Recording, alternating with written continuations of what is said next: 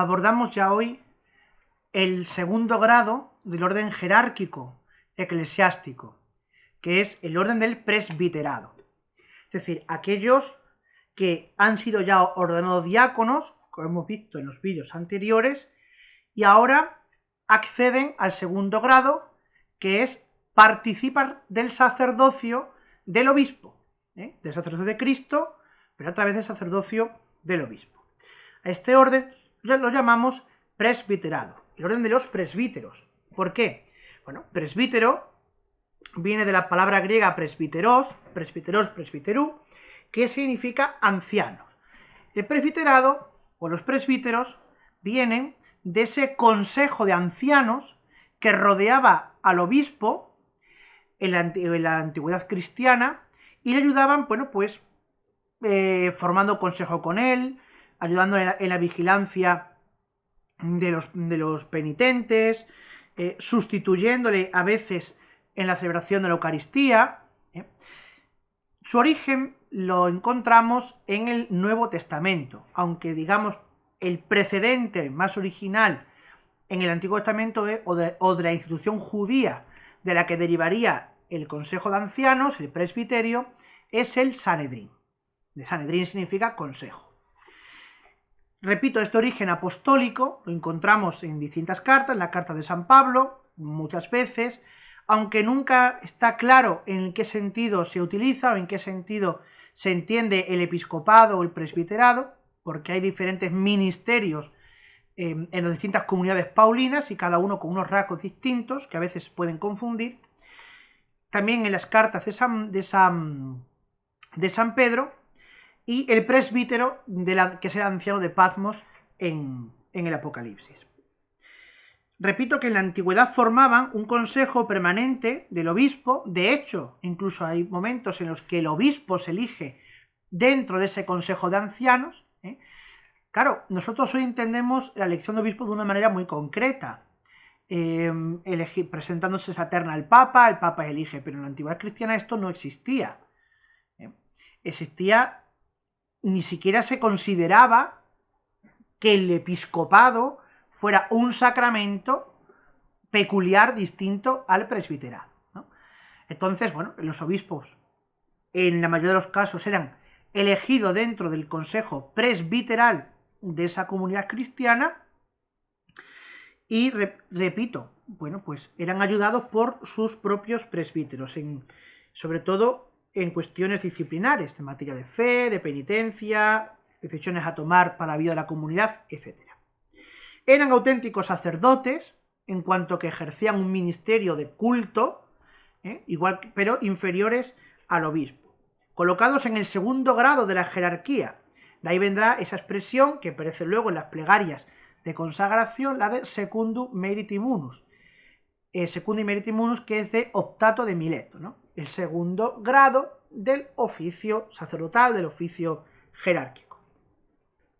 En siglos posteriores van a sustituir al obispo en la misa cuando éste no estaba, ayudarán en la vigilancia de los penitentes cuando se confecciona lo que es el ordo penitentium, el orden de los penitentes, también en la administración del bautismo, la predicación de las comunidades, etc. En el siglo IV, ya en tiempo de Papa Marcelo, bueno, pues estos presbíteros, por el cuidado pastoral más cercano, más directo que tenían con las comunidades cristianas, comienzan a gozar de un prestigio, de una autoridad moral en medio de esa sociedad, ¿no? En medio de los fieles. Siglos posteriores, siglo V, siglo VI, ocurre un hecho que va a marcar la historia de la Iglesia. La marcó con los sacramentos del bautismo y de la confirmación y lo va a marcar también con el presbiterado, que es la expansión, la extensión del cristianismo a las zonas rurales. El cristianismo deja de ser urbanita y comienzan en los pagos, en las villas, en las zonas en el campo, comienzan a crearse núcleos cristianos, comunidades cristianas, y en esas comunidades se erigen templos, se erigen iglesias. Este es el origen de las parroquias. Claro, ante la imposibilidad, bien de que el obispo fuera a esas comunidades, que ya eran varias, o bien de que esas comunidades fueran a la catedral o a la basílica donde presidía el obispo en las solemnidades, se mandan presbíteros que hagan las veces de obispo en esas parroquias, en esas iglesias. Y de ahí los presbíteros van tomando esa autonomía y esa potestad de ejercer el orden sacerdotal que se va a ir desarrollando luego siglos posteriores hasta el día de hoy. Y eso es un poquito el origen histórico de este grado jerárquico del presbiterado. Nosotros hoy, para ver qué identidad tiene un presbítero, cómo la Iglesia piensa y entiende el presbítero, bueno, pues tenemos que irnos, como siempre, necesariamente al pontifical de órdenes, a los libros litúrgicos. Los libros litúrgicos, que es donde está esa imagen, ese espejo en el que mirarnos para saber cuál es la conciencia, cuál es la lex orandi, y de ahí la lex credendi de la misma Iglesia. Así, en el pontifical de órdenes dice en el número 101, en el prenotando 101, por la ordenación sagrada se confiere a los presbíteros aquel sacramento que mediante la unción del Espíritu Santo marca a los sacerdotes con un carácter especial. Así están identificados con Cristo sacerdote, de tal manera que pueden actuar como representantes de Cristo cabeza. Toda esta doctrina la encontramos en el Concilio Vaticano II, en el decreto Presbyterorum Ordinis, que es sobre la vida y el ser de los sacerdotes. Por tanto, en consecuencia, los presbíteros, los que gozan de este grado jerárquico, tienen parte en el sacerdocio y en la misión del obispo.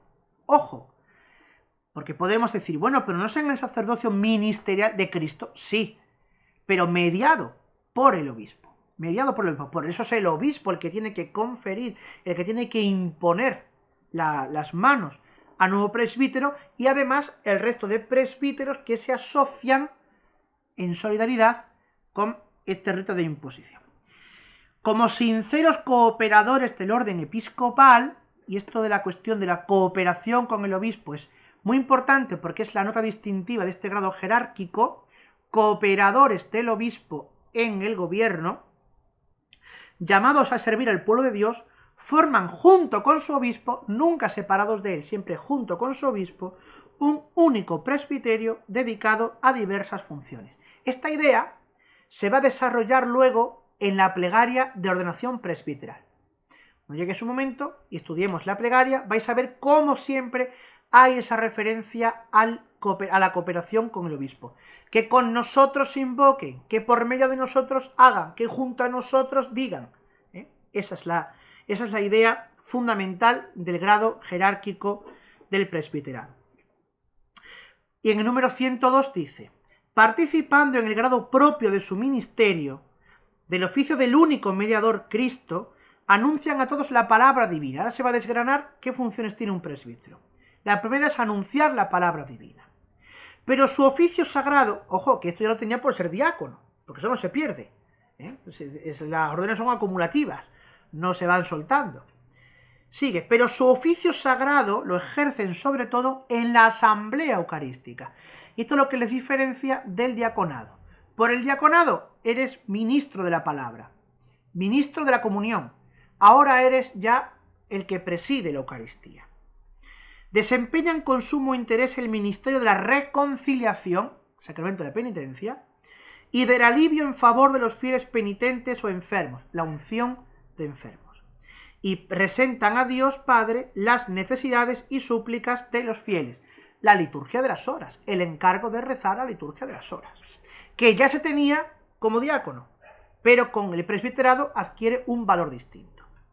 Ejerciendo en la medida de su autoridad el oficio de Cristo, pastor y cabeza, ahí tenemos ya el munus, que llamamos el oficio de gobernar o munus regendi,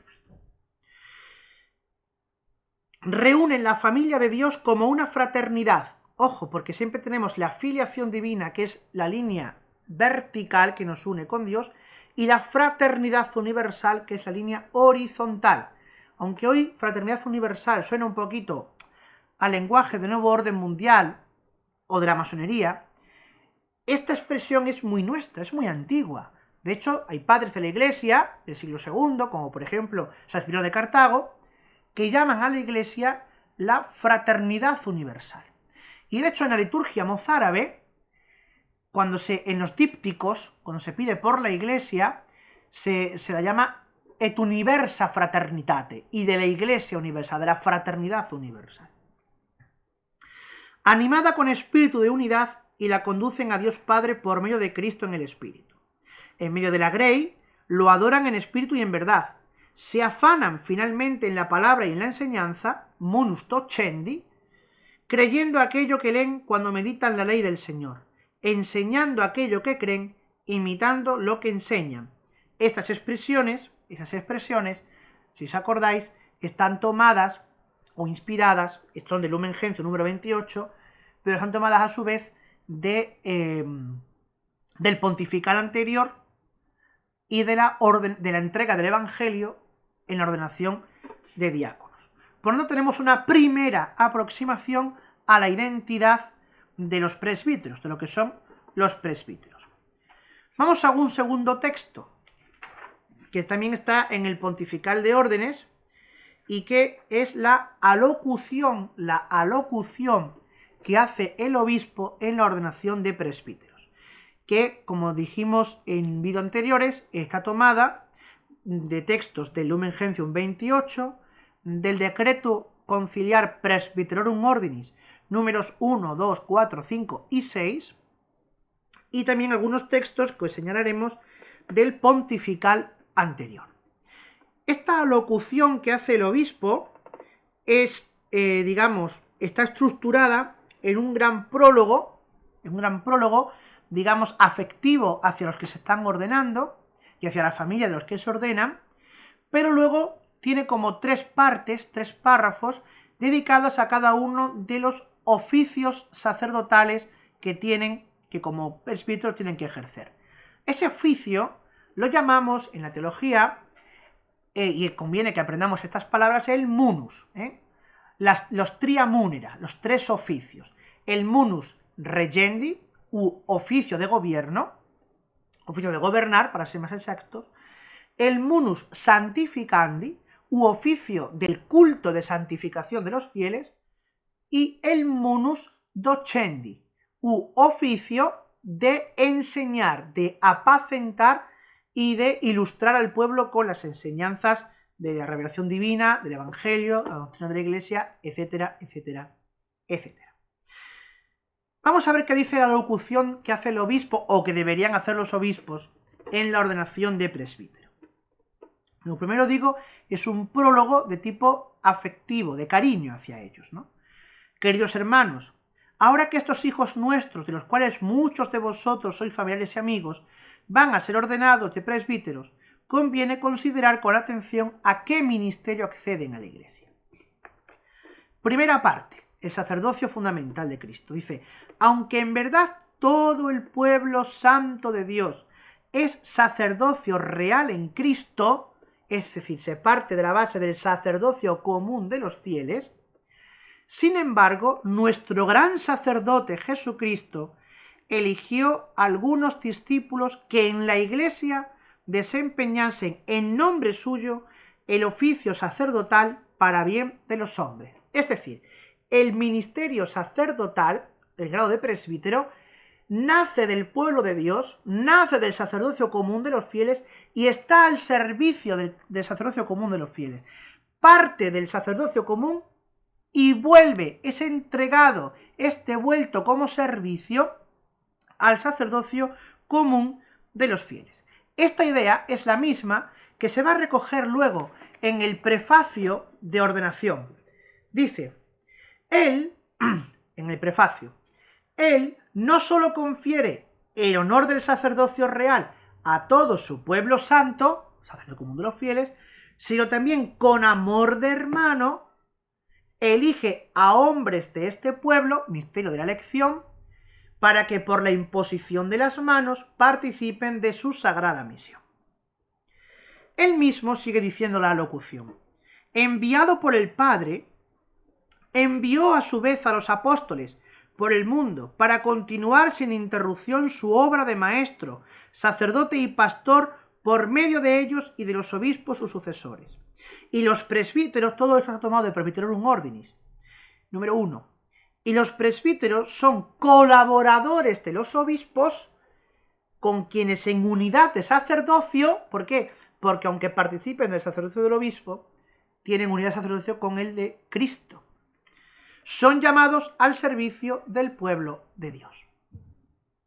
Sigue diciendo, estos hermanos, después de pensarlo seriamente, claro, han tenido 6 años de formación en el seminario, van a ser ordenados al sacerdocio en el orden de los presbíteros. Ya fueron diácono, ahora pasan a un segundo orden, segundo grado, que es de los presbíteros. Para hacer las veces de Cristo, maestro, sacerdote y pastor. Aquí ya está, te va a dar la clave de cómo se va a estructurar el ministerio presbiteral, en esos tres oficios o triamulera. Porque en la iglesia su cuerpo se edifica y crece como pueblo de Dios y templo santo. Todo esto va a ser expresado luego también en la plegaria de ordenación presbiteral.